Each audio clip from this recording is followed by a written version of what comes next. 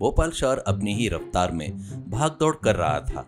उसी शहर में एक मध्य वर्गीय कॉलोनी में अदिति भाटिया का घर है। सुबह सवेरे उठकर अदिति अपने चाइनीज फूड के ठेले के लिए जरूरी सामान तैयार कर रही है। ताजी सब्जियां काटना, अदरक लहसुन का पेस्ट बनाना, अपने सीक्रेट मसाले को सही मात्रा में मिलाना, यह सब वही किसी यज्ञ की तरह कर रही थी। उसके पिता रमेश भाटिया अपने बेटी का आत्मविश्वास को देखकर बहुत खुश हो रहे थे, लेकिन माँ निर्मला अभी भी पुरानों ख्यालों के भंवर में फंसी हुई थी। रमेश प्यार से, बेटी अदिति, करछली प्लेट सब ठीक से रख लियो हो ना? मसाले के डब्बे याद है ना? पूरे विश्वास है कल से ज्यादा लोग आ जाएंगे। मैं भगवान से प्रार्थना करता हूँ कि आज तुम्हारी किस्मत बदल जाए। तुम्हारी मेहनत देखकर मुझे बहुत गर्व महसूस होता है बेटी। अदिति आत्मविश्वास के साथ, मैं जा रही हूँ पापा, सब तैयार है। आज जो मैं अनलिमिटेड चाइनीज मैजिक करने वाली हूँ वो पूरे शहर को पता चलना चाहिए। मुझे अपने आइडिया पर पूरा भरोसा है। ग्राहक का पेट भरना मेरा लक्ष्य है। निर्मला रसोई से बर्तन जमाते हुए चिढ़कर बाहर आई। निर्मला झुंझलाते हुए, पता नहीं क्या पागलपन है ये। लड़की हो, आराम से किसी ऑफिस में एसी के नीचे बैठने की बजाय इस धूप में सड़क पर ठेले धकेलना क्या है? कल को अगर तुम्हारे शादी करने वाले लोग आकर देखेंगे तो क्या वो अपमानजनक तरीके से नहीं कहेंगे तुम्हारी बेटी सड़क पर नूडल बेचती है? तुम्हें पता है पड़ोसन पार्वती बहन जी क्या कह रही थी? पूछ रही थी आपकी बेटी को लड़के की तरह ठेला ढकेलने भेज रहे हो क्या? आखिर हमें इन सब झंझटों की क्या जरूरत है रमेश जी? अदिति अपनी माँ की तरफ घूमी और मुस्कुराते हुए पास जाकर उसके कंधे पर हाथ रखा। माँ, मैं जो काम कर रही हूँ उसमें बहुत सम्मान है। मैंने होटल मैनेजमेंट की पढ़ाई की है। खाना बनाना एक कला है।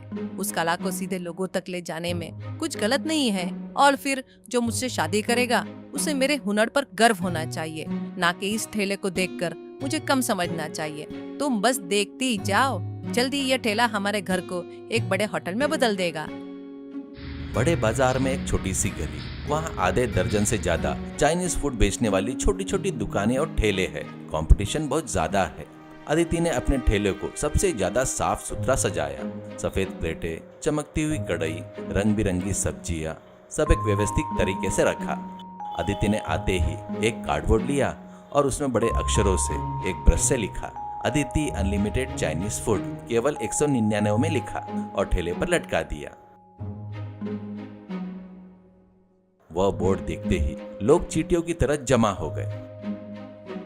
तभी वहां पर गजानन नाम का एक भारी भरकम शरीर वाला आदमी वहां पर आया। उसका पेट देखते ही समझ आ रहा था कि वह कितना बड़ा भोजन प्रेमी है। उसके चलने के अंदाज में ही एक तरह का राजसीपन था। क्या अनलिमिटेड सिर्फ 199 में? अरे वाह, आज तो मेरा त्योहार ही त्योहार है। लड़की, क्या इस बोर्ड पर जो लिखा है सच है या लोगों को आकर्षित करने के लिए लगाया गया कोई रंगीन कागज है? बस एक ही प्लेट रखकर टाल तो नहीं दोगी ना?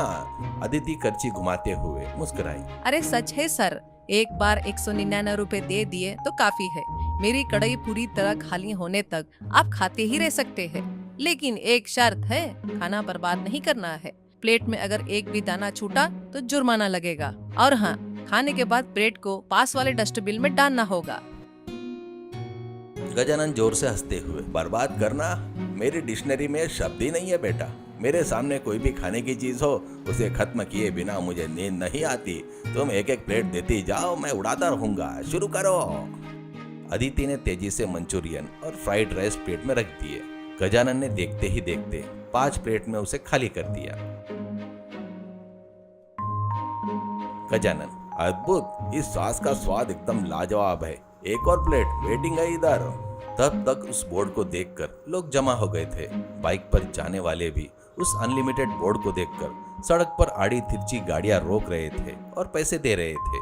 अदिति पसीने से लथपथ हो रही थी। अकेले ही सबको परोसते हुए, दूसरी तरफ कढ़ाई में मसाले डालते हुए वो बहुत थक रही थी।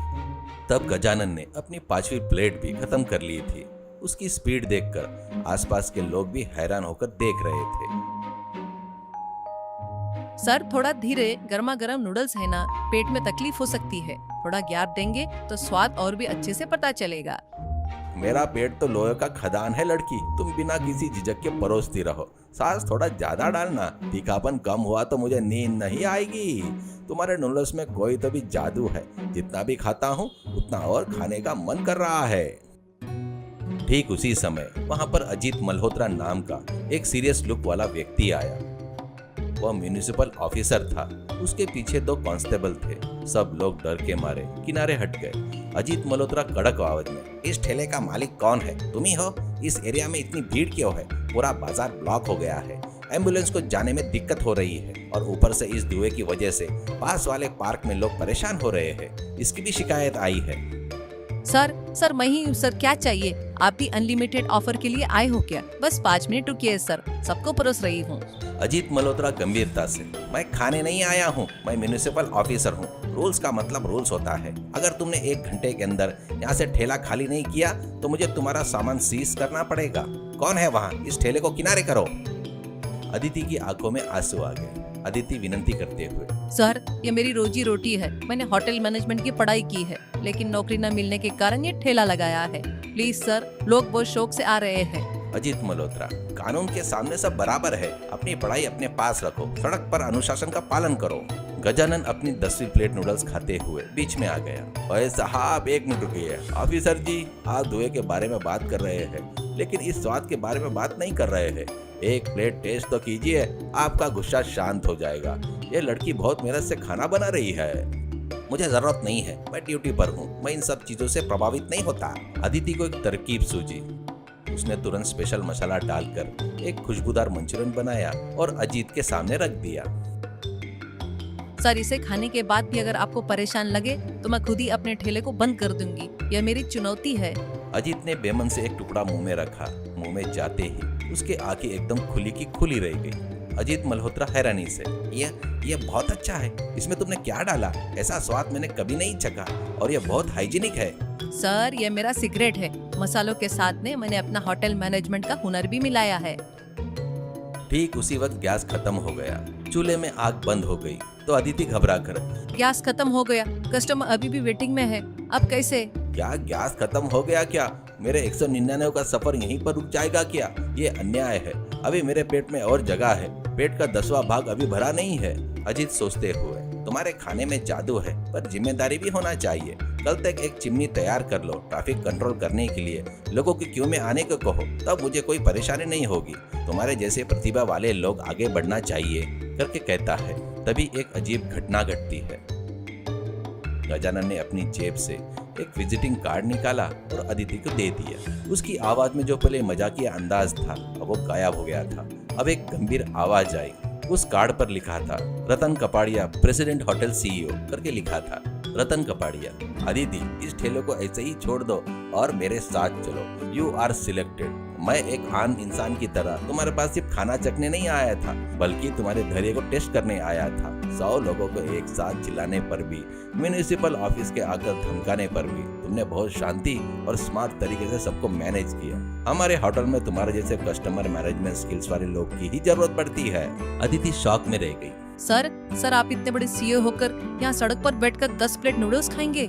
रतन कपाड़िया हंसते हुए, अच्छे स्वाद के लिए मैं कहीं भी जा सकता हूँ अदिति। तुम्हारे अंदर सिर्फ एक बेहतरीन शेफ नहीं, बल्कि एक बेहतरीन लीडर है।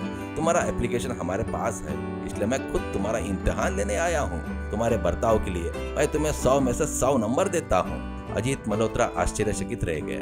कपाड़िया जी, आप सच में कोई साधारण इंसान नहीं है। अदिति जी, कांग्रेचुलेशंस, एक बेहतरीन टैलेंट को सही पहचान मिल गई। अब से मैं खुद तुम्हारे ठेले को परमानेंट परमिशन दे दूंगा। लेकिन क्यों? अब तुम तो एक बड़े होटल में जा रही हो, तो उसकी जरूरत नहीं पड़ेगी शायद। अदिति की आंखों में खुशी के आंसू आ गए। उसने तुरंत अपने पिताजी को फोन लगाया। पापा, आज मैं ये नहीं कहूँगी कि मैं जा रही हूँ, बल्कि मेरी पढ़ाई और मेरी मेहनत का फल मुझे मिल गया। मैं सिलेक्ट हो गई हूँ पापा। प्रेसिडेंट होटल के सीईओ खुद आकर मुझे ले जा रहे हैं। रमेश फोन पर ही खुशी से फूला नहीं समाया। माँ निर्मला, मेरी बेटी लखपति बनने जा रही है। ये कोई मामूली लड़की नहीं, हमारी अदिति तो हमारे लिए हीरो जैसी है करके गर्व से कहती है। रतन कपाड़िया ने जाते जाते कहा, वैसे अदिति, होटल पहुंचने के बाद मेरे लिए 1 प्लेट नूडल्स प्लीज। इस बार थोड़ा ज्यादा सॉस डालना, और हाँ, अपना ठेला बंद करने से पहले उस अनलिमिटेड बोर्ड को एक यादगार के तौर पर साथ रख लेना। वह तुम्हारी पहली सीढ़ी है। अदिति ने अपने ठेले को गर्व से देखा। उसी छोटे से ठेले ने उसे एक स्टार होटल तक पहुंचा दिया था। बाजार में बाकी ठेले वाले अदिति को हैरानी से देख रहे थे। कल तक रोड पर सड़क वाली लड़की आज स्टार शेफ हो गई करके सम्मान कर रहे थे। अजीत मल्होत्रा जाते समय, अदिति तुम गए तो भी इस एरिया में तुम्हारा स्वाद कभी भी याद रह जाएगा, ऐसा क्वालिटी फूड देने वाला मार्केट में रहना चाहिए करके अभिनंदन करता हूँ। अदिति रतन कपाड़िया के पीछे अपनी मंजिल की तरफ कदम रख रही है। भोपाल के मार्केट में उस दिन एक सामान्य लड़की असामान्य जीत को हासिल करके सभी को प्रेरित करती है। निर्मला भी अपने पुराने सोच को छोड़कर अपनी लड़की के जीत को एंजॉय करना शुरू करती है। रात में घर में जाने के बाद अदिति घर पर सामान सजाते हुए अपने भविष्य के बारे में बहुत सारे सपने संजोती। मेहनत तुम्हारी अच्छी है तो जीत तुम्हारी गुलाम हो जाएगी करके अदिति ने साबित कर दिया। प्रेसिडेंट होटल में पहले ही दिन उसके हाथों का बना खाना सबके होश उड़ा दिया। रतन कपाड़िया ने कहा था वैसे ही उसकी तनख्वाह लाखों में नहीं, इज्जत भी करोड़ों में मिली है। और भोपाल शहर ने अपने एक नए स्टार शेफ का एक शानदार स्वागत किया।